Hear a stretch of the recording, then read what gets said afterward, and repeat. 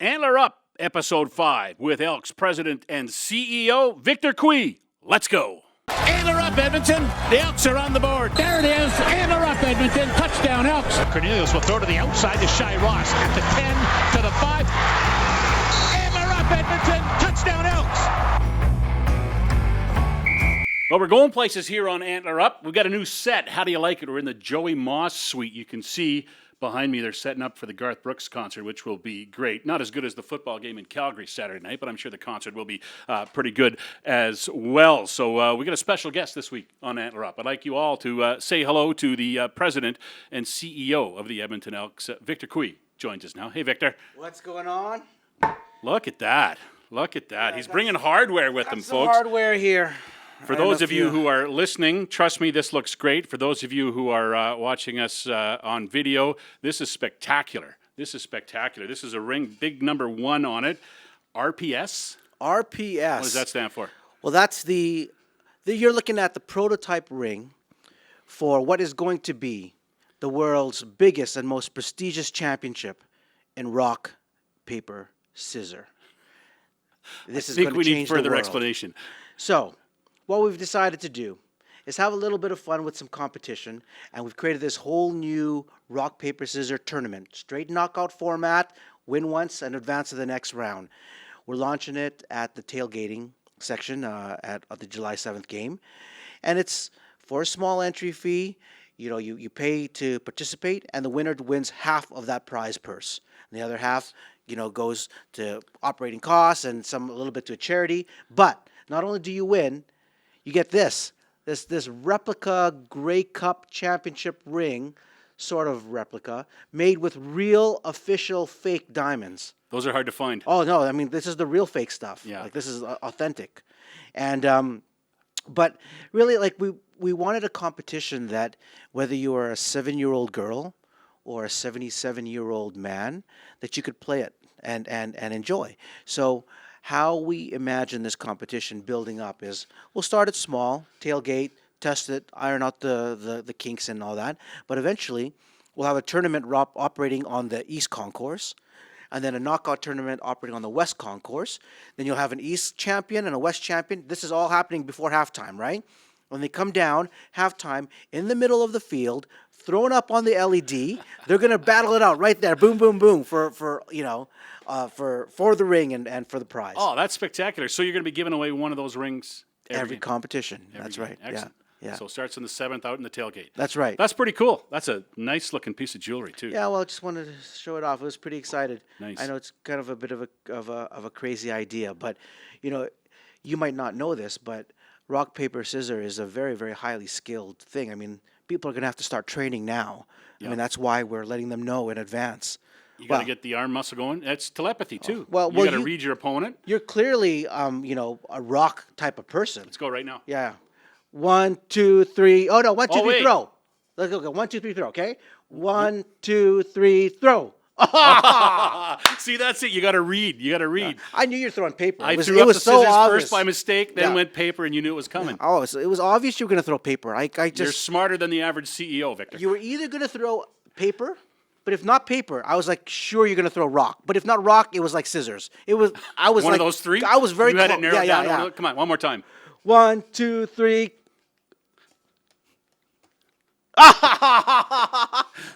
Oh for 2. That's it. You're the new host of Antler Up. There we go.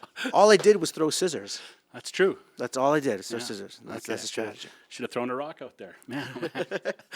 Thanks for your time today, Victor. I'm looking forward to that. That'll be great. We're going to have some in the press box maybe too. Have a media champion. Wouldn't that be awesome? Yeah. We throw a media celebrity champion. Like, there's just a Great ton way to of kick things it that off. we can do. It's a great way to kick it off, maybe, for sure. All right. Wow. 6 months on the job, about. How's the last 6 months been for you? Oh, isn't that a crazy question? Fantastic. A lot of work. We've been firing on all cylinders just across the entire organization. I guess how I feel today is I'm more aware at 6 months of how much more work there is to do. I maybe naively thought I'd be able to make a few more changes faster, but there's just a lot of things that we had to sort of right the ship for this season. Forget the performance on the field, just everything that we're trying to do off the field. But still really good. The team is very excited. We've excuse me. We've done a lot of new initiatives, like probably 45 or 50 brand new initiatives in the 6 months that we've never done before. And some of them are small, internal, operational. Some of them are like this. And some of them are rock, paper, scissors, just right across the board in every aspect of the business. A lot of what you've done is geared towards, I think, fan engagement and fan enjoyment. And obviously, they're the customers, right? You got to make them happy. Talk a little bit about the interaction you've had with fans since you took the job. It's been pretty constant. I mean, people were hitting you up on Twitter and social media almost the day you got the job, and do you respond to everybody? Pretty much everybody, don't you? Yeah, pretty well. Yeah. Pretty well. I still manage all of my own social media. I mean, Me too. yeah. Like I probably have a little over 1.5 million followers if I combine over all of my platforms between Facebook and Instagram and Twitter and then LinkedIn, and I like to answer all of it. I don't do it all within the same 24 hours, but it takes me some time. But I like to go through everything. How important is that fan interaction to you, and how important is it to making decisions moving forward about things you want to do, like rock, paper, scissors, or like other changes that you've made? It's funny that the context of your question comes from a space of answering and engaging with fans is like work, but it's not to me. Like it is what I just like to do. If you want to talk about sports, you want to talk about football, and particularly if you want to talk about the business of sports, I'll do it all day. Like it's what I love to do. So people talking about what we need to do, what we need to improve, or the changes, or what they don't like, or where we're going wrong. I love hearing all that feedback. Like that's the stuff that fuels me. So it doesn't feel like work. There are times where I think in the earlier days fans were quite aggressive and there was a lot of negativity. I don't see a lot of that now, and sometimes that's hard to swallow. But when you want a high profile role or you're leading a team as high profile as ours, then you got to expect that. Excuse me. I know you've been overseas for a lot of your life, but you've been back in Edmonton for the last couple of years, I believe. You came to games late last year, right? You saw the attendance, you saw the performance on the field. How much did that affect your mindset of wanting to have this position when it came open? Well, I would say that even pre-COVID, I was already curious as to what was going on with the team. How come? Because you have to remember where I was coming from. I left Edmonton when this was an absolute pillar of the city, from the business community to the fans. Every other car had a double E decal on it, and it was always in the news. And we were the city of champions. That's what I left, and I came back. There's no city of champions sign anymore. Oilers hadn't made the playoffs in 15 years or whatever. I don't know if you tell me if that's right. And the football team had seemed to drop off of the community radar. And there was still this hardcore fan base, but to many of my friends, they just didn't care about it. And I was like, how does that happen? How does that happen? I get if it had happened in several generations, but this was like what seemed to me in a snap. So I reached out to a lot of different people, more because I'm curious about business and sports business and trying to understand what was the problems. But when I came to the last game in 2021, I left in first 10 minutes. Me and my friends, there was 8 of us, and we sat down. The stadium was empty, and the team was performing poorly. And we're just like, this is depressing. Like, what are we doing here? Like, let's leave. And I stood up and I left. And it was sort of at that moment I'm like, wow, this is the state of where it's at, where I am as a fan. So, I guess where the story goes is that it started me in the process of thinking, Well, what change could I do? Is it sitting on the board of directors? Is it volunteering? Is it, what could I do? Where was there knowledge that I could share? Reached out to the board of directors at that time and had helped on a couple of things. So that was where it was coming from a place where I wanted to see us do better, first as a fan and then as an Edmontonian. How tough is it? You talk about you're rebuilding things in the business side of things and in the office. How tough is it to do that at the same time the football team on the field is also rebuilding? It's, winning cures so many things, and you haven't got that. We didn't have a win at home all of last season here at Commonwealth. Still haven't yet. Still haven't got one this year. How difficult is it to accomplish what you want to accomplish while the team is going through the rebuild they are right now? Well, first of all, we have a fantastic team. The people in this organization believe in our mission to become the best sport property in this country. That's the direction we want to go. We want a standard of excellence that I will say even has surpassed what the Eskimo regime has been able to do. That's where we want to go to. So the team is fantastic. The second part of it, to your comment on football operations and front office, is that is the world that we live in. We don't get a break. Those two things have to happen concurrently, and you've got to be able to fix the ship while you're on the ship, because the ship doesn't have a chance to stop. Even though we have an off season, you start preparing for the next season before this season ends. So today, we're already talking about 2023 plans. What are we doing for ticketing? What are we doing for partners? What are we doing for radio partnerships? All these kind of things have got to start early. And if you look at other complex layers, look at the jerseys with the league. Well, I came on board. I'm a rookie. I don't know what's going on. I didn't realize that I need 20 months in advance before I can make an impact on what the design of the jersey is.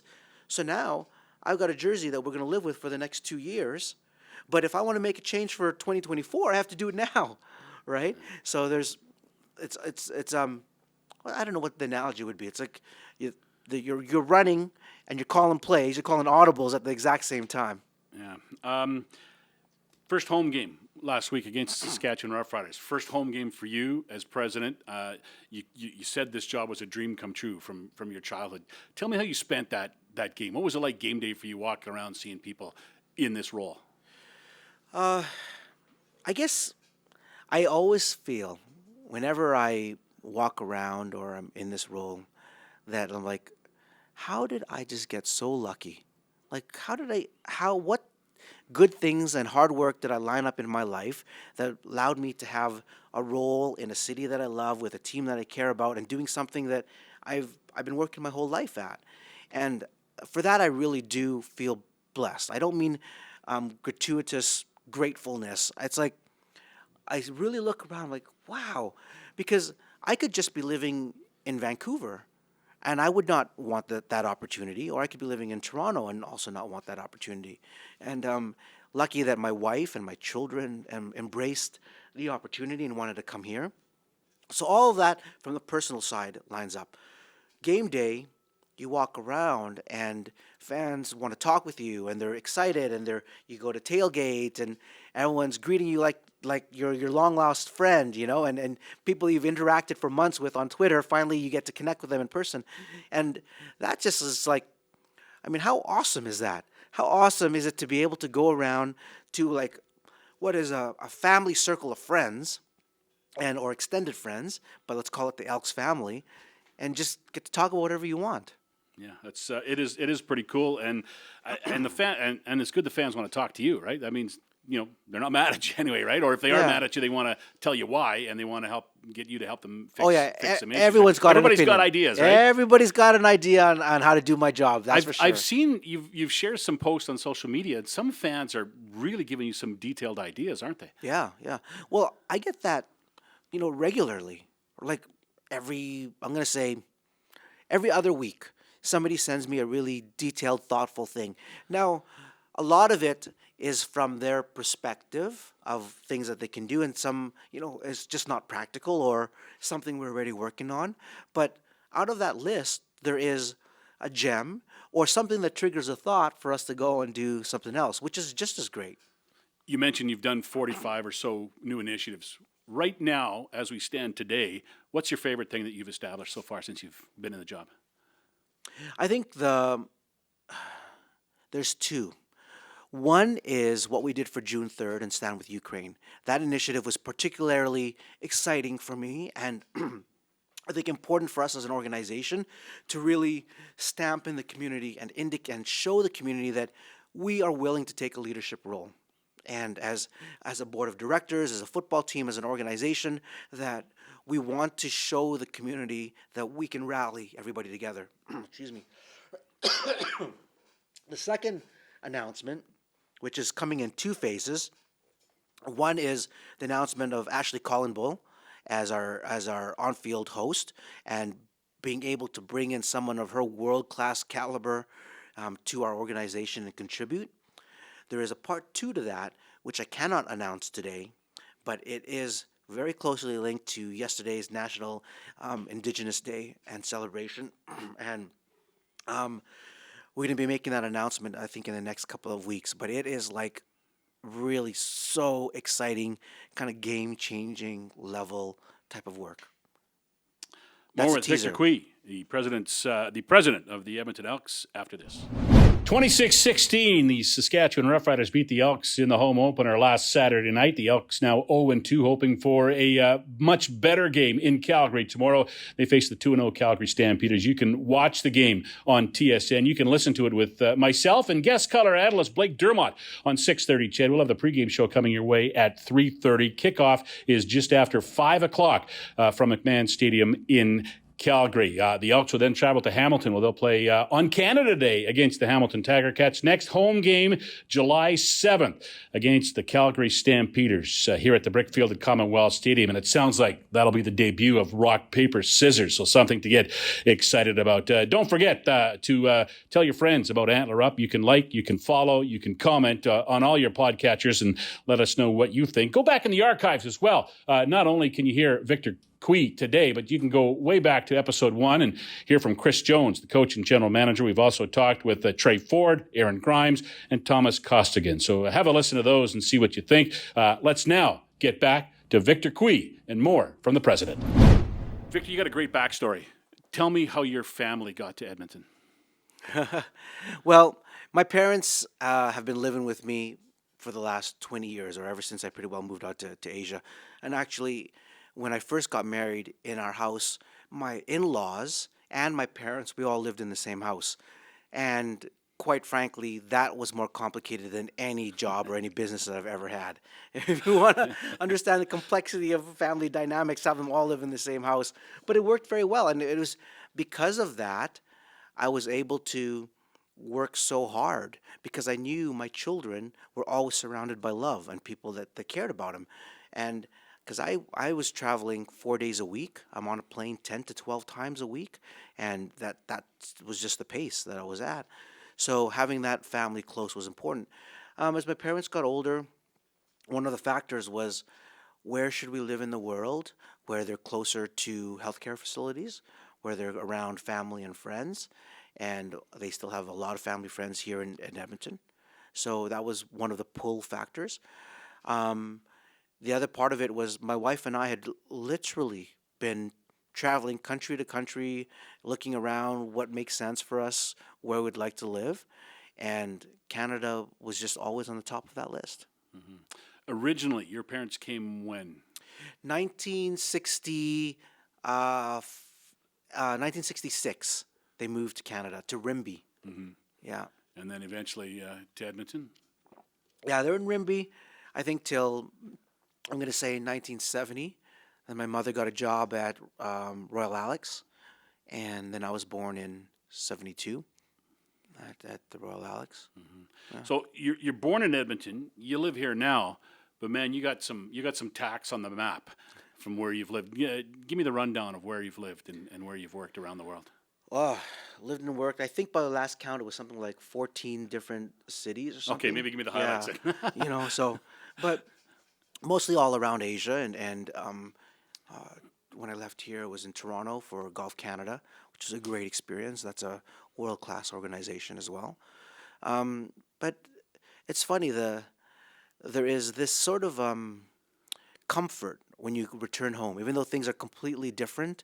I mean, I didn't know what the Anthony Henday was. I just couldn't wrap my head around it. Where's the rat hole? Yeah, yeah. And literally, when I came, I had to drive around the Anthony Henday twice. I did like 2 laps of the city just to wait, I'm going south and I'm going west? What am I doing here? Which part of the city am I at? So, Yeah, it has grown over the years, hasn't it? yeah. For sure.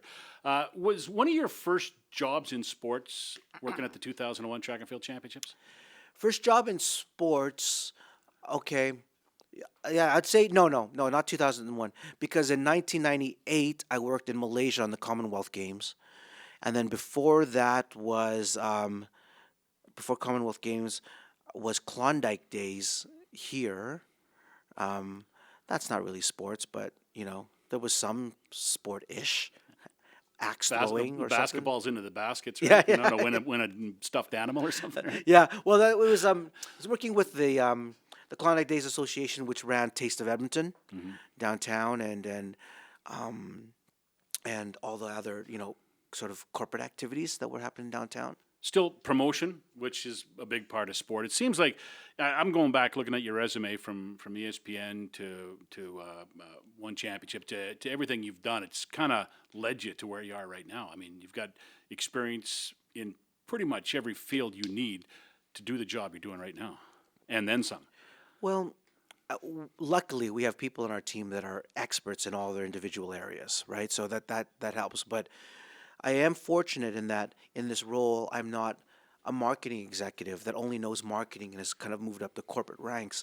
I've had the privilege of building a sport property from scratch. So I literally know every piece of the organization. I wrote the script that the MC says. I trained our photographers and our cameramen for the first time to shoot the sport. I designed the lighting truss. I designed the stage. I built our first competition cage that we competed, because there was no plans for that. So I have a good sense of how long certain work takes in an organization.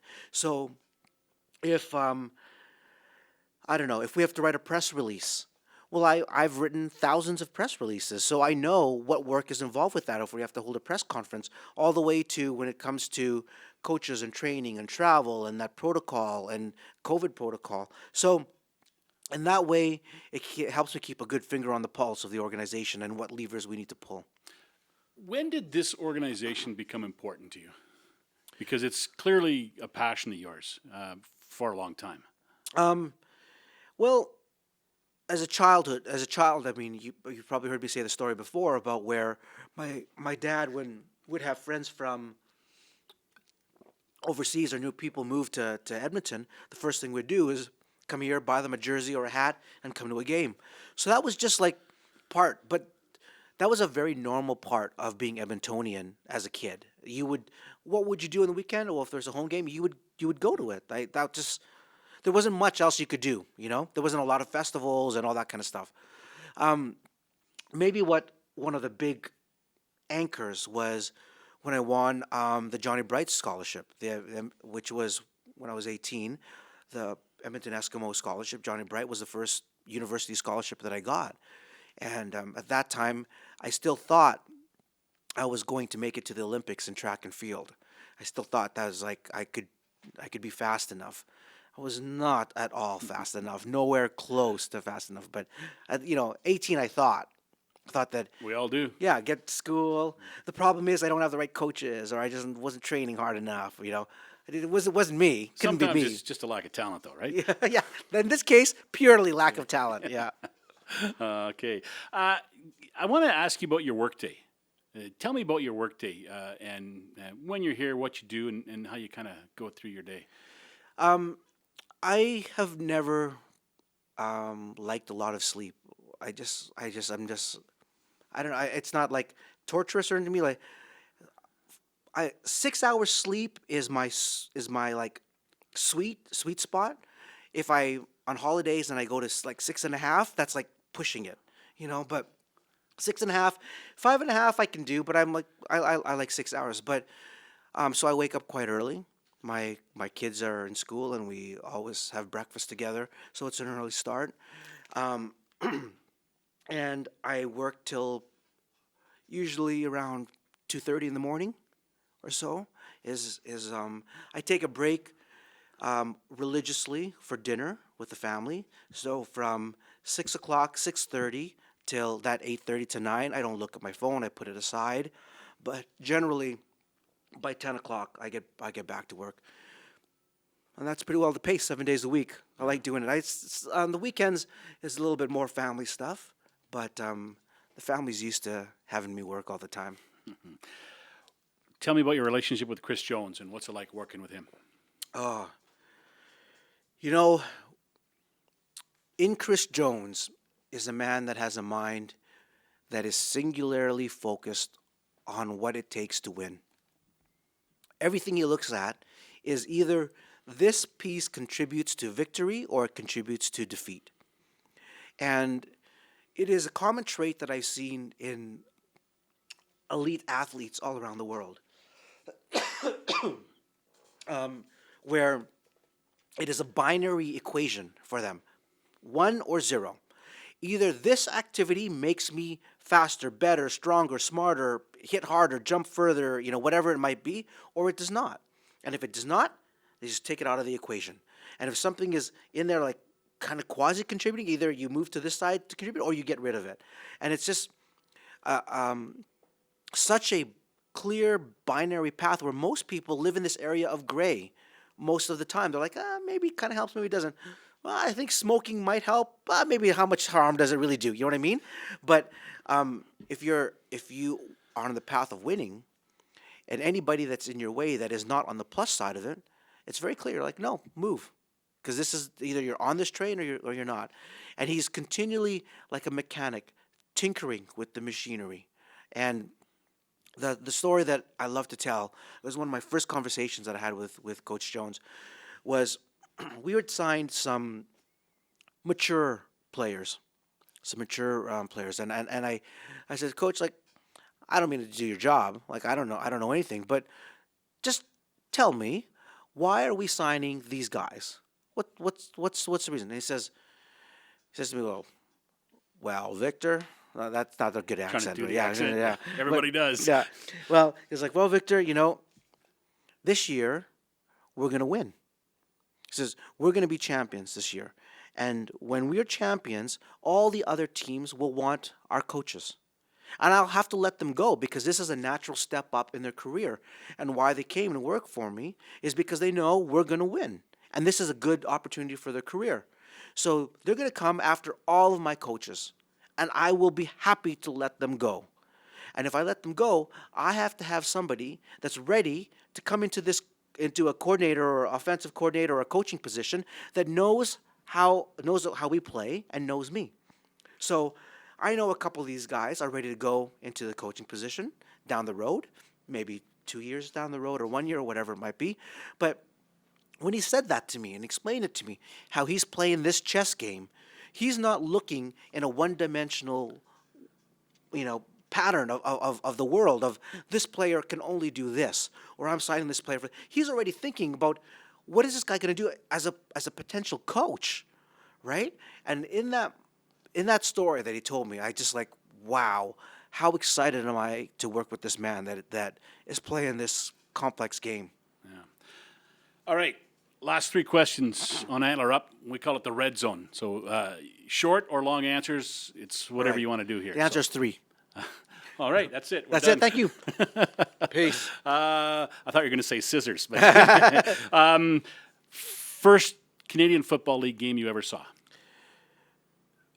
Oh my gosh, I can't say. It is a blur. That's a tough one.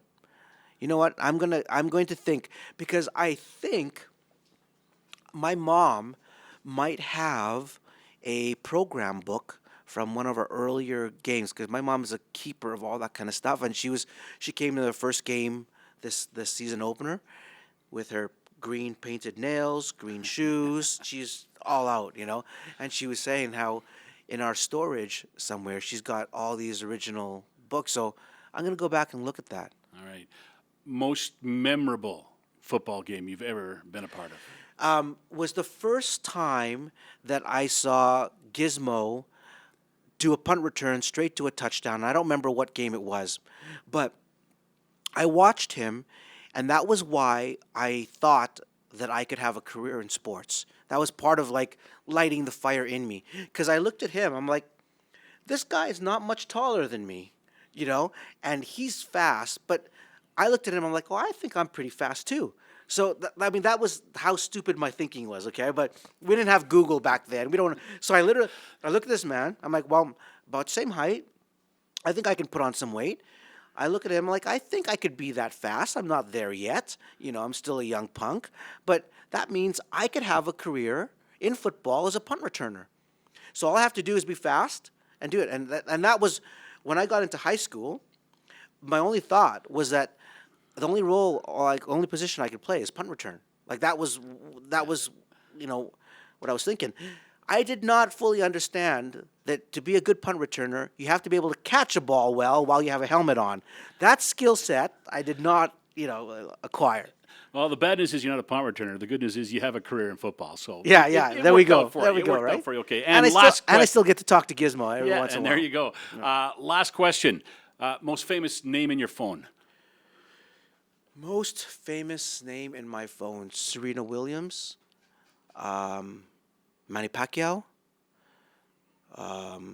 three-time F1 champion Mika Hakkinen, Oscar De La Hoya. It's the definition of connected right there, my friends. There you go. Victor, thanks for your time, man. One more. All right, thank you. go. 1, 2, 3. Undefeated! I cannot beat him.